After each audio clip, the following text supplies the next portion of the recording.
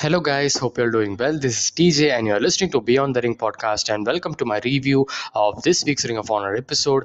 This week we had two matches. First match was survival of the fittest qualifying matches and it's continued, and the second match was Ring of Honor Tag Team Championship match between LFI and the Foundation. So this was a pure tag team match, and before we get into this week's Ring of Honor episode, I would like to discuss on the last week's Ring of Honor week by week episode, because we see two qualifying matches in 1 week, one in Ring of Honor TV episode and one in Ring of Honor week by week. And the week by week episode I didn't discuss upon, and this was a match between Sledge and Brian Johnson. And this you shouldn't have missed this match, because this was a very good match and had a very good story, and the pace was top notch, and it was very physical matchup. And Brian Johnson was the story of the match actually was Brian Johnson was being attacked before the bell rang, and the knee was the whole story. He tied up the knee onto the ring post and had the figure four leg lock and all, had the submission attempt, and had multiple damage on the knee, and where Sledge was a power guy, and Sledge was coming um, after all of this. He was coming back, and he was having offense on Brian Johnson. That was great to see, and the selling that Sledge gave was impressive. And it really took me into the story, and the ending, and in the ending we saw he actually was rocked. Actually, Brian Johnson was rocked by the Sledge's forearm strike, and his arm, he actually fall down on his knee, Sledge's knee, and he was writhing in pain, because such was the working that he did on his knee. So after a few moments, Brian Johnson, he comes back in his life, and he just remembers that he's in a match and just rolls up. And that was a very odd victory, a very abrupt kind of ending, you can say. But the story that very played out very well, because he wasn't known where he was, because when he was hit by the forearm. But after that, he just remembered that he's in a survival of the fittest qualifying match, and that instinct actually got him, and he get the victory. And post match we got PJ Black returning finally, and PJ Black congratulating him for his matchup. And he didn't say anything. He just have the respect foot respect that wrestlers does. Just he does that, and that was it. This was the match. So if you have not watched this match, do watch this match. This was a very good match, a very physical matchup, a better matchup. We had two matches right now. Last week, I'm saying, and total, and this week we are seeing four matches. We will be seeing total four matches will be played out. So out of the two matches, I mean, I will definitely recommend the Sledge versus Brian Johnson match from last week. This week we are getting into the episode. So before we get into this episode, please make sure to like this video, share it with your friends, and subscribe to my channel for more wrestling content like this. I mean, I do this reviewing for all the wrestling promotions review week by week, and I like to speak about wrestling, and I want you guys just to subscribe to my channel to have that support and motivation to do more and kind of videos like this. So without any further ado, let's get into this review. So the show actually started off with the Queen McKay introduction, and she introduced that we will be seeing two matches. First is the survival of the fittest qualifying match, and another is the tag team championship match. And this tag team championship match, it's under pure rules, and so tag team is also under a pure rules now, and tag team championship match will also be defended in a pure rules now onwards, as Queen McKay says. And the rules are: a legal tag actually requires wrestler on the apron to reach over the top rope and tag his partner hand to hand while holding the tag rope, actually that white tag, the white tag rope with his other hand. Each wrestler has 5 seconds to exit the ring after a tag is made, and each time a team breaks up a pinfall or a submission, that team will lose a rope break. And there's a 3 rope break or a 3 either there is a 3 rope break or a 3 breakup by your opponent, by your teammate. And breaking up a pinfall submission when a team is out of rope breaks will result in a disqualification. So the first match was survival of the fittest qualifying match between Isom versus Dak Draper. And Dak Draper, we know how good he is of a pure wrestler he is, and we have seen many matches of him in Ring of Honor. And Isom, I have seen one or two matches, but I'm not known about him that much. But very good performance. But I mean, this match would have been good, but last week, last. They had the match before as well. They actually showed that before the match. So last time they had the match, Dalton Castle actually comes up, and he just comes up and he just stands there, and he's kind of reuniting with a kind of with a Dak Draper or something. He wants Dak Draper to win and just motivating him. And it was funny sometimes to see him and his boys. It's funny, but that's why this match wasn't took didn't took a serious turn or something. The match itself was good.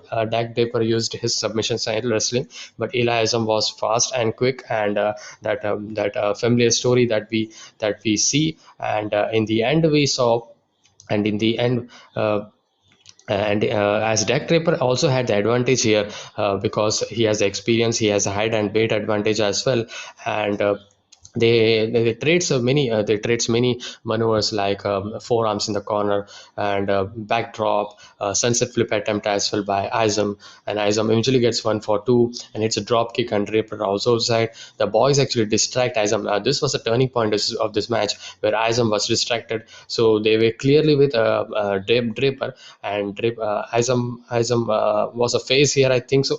So Isom was being distracted by the boys, so that created an opening for Dak Draper, and Draper with the deadlift superplex, that was great. It gets a 2 count, and some here and there moves where some here and there, some good moments here and there. I mean, I can say that. But as a whole, this match was pretty good, pretty good, decent match. I mean, I can say that not at a high level or something you can expect. And that then the boys walk around the ring, and he's actually tells to finish him off, and he's not finishing up, and he leaves the ring, and Draper and Isom is having the match, and that creates kind of a distraction kind of something, but didn't thought about like that, something a big close line by Draper. And in the end we saw also saw Draper hits a Dr. Bomb. I thought it was it, but it was not it. That turns Draper that he wants something bigger, and he's a busy man, he says, and wants to see something bigger. And Draper has Isom up on the Magnum drop, but opts to go up top rope. So that was a moment where Dak Draper made a major mistake. He would have hit that Magnum drop of his finisher, but he didn't do that. He just wanted to show off or something out for Dalton Castle. Dalton's time is up. He's gone. His boys heading on out. That's they are busy. This is, and Isom uses some momentum to hit that promised Bane Buster that he was trying first. He had tried first time, and this was the second time, and second time hit the charm, and for the 3 count he wins this first qualifying match, and he's progressing into the finals. So that was surprising, Elias getting one. So maybe we can see Dak Draper and Dalton Castle rivalry going on because of that distraction. That's the reason. So it was a good match, pretty good match. Nothing too much say about. So solid match. And then we saw O'Shea Edwards and Chris Dickinson. This is the match we are gonna see on ROH week by week. So I'll be discussing this match next week's episode of Ring of Honor. So when I do the review for next week's Ring of Honor episode. So this will be a great match as well. Chris Dickinson is having a lot of momentum right now in every promotion, New Japan Strong, and he's really doing great. And that match with Filthy Tom Lawler was great, and as well as his run in NWA. NWA as well is very good. I think so. He's in NWA as well. No, he's not. He's in the. So my bad. He isn't in the NWA, but his NJPW, New Japan Strong, is very good. And so that was it. And he's a member of Violence by Unlimited. So that's a faction in a Ring of Honor. So that's great to something going on here and there for Chris Dickinson. And O'Shea Edwards, he's a new breed, and people are gonna know who is gonna be, and he has size advantage. And Dickinson has the mat based wrestling and that submission grappling that he's effective at. So next week, week by week episode, sorry, this week by week episode, this match is gonna be. And we get to the main event. So Ring of Honor World Tag Team Championship match under pure rules actually. And the rules I have said about, and I will highlight once again. Each wrestler has 5 seconds to exit the ring, and each time a break up, a pinfall, a submission would be losing the three rope breaks, either three rope breaks or either three breakup by your teammate. And and if you are breaking up again, you will be ending up in a disqualification for the match. So no one will the champions will retain the match. So that was a rule here. So getting into the main event, then now that the rules are out of it. So this was a very great match. I like this match. The story of this match, we saw Dragon Lee and Kenny King, and they were the tag team championship way before Tracy Williams and Rhett Titus actually defeated the Foundation 2 weeks or 3 weeks before in Ring of Honor TV episode. Lee and Kenny King actually had long after the injury.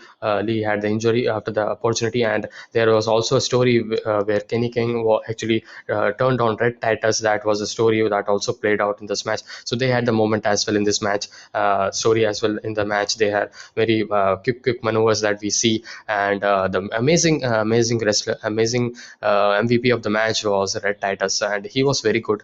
And Dragon Lee as well. Dragon Lee is just a copy of Rouge, and he's just so fast. And that was the